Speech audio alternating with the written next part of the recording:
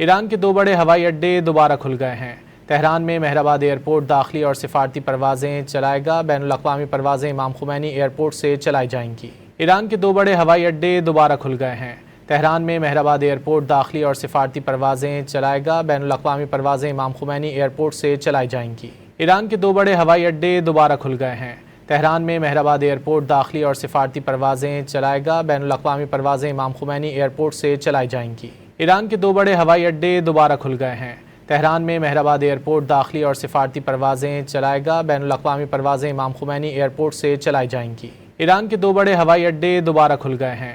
Tehran میں مہر آباد ایئرپورٹ داخلی اور سفارتی پروازیں چلائے گا۔ بین الاقوامی پروازیں امام خمینی ایئرپورٹ سے چلائی جائیں گی۔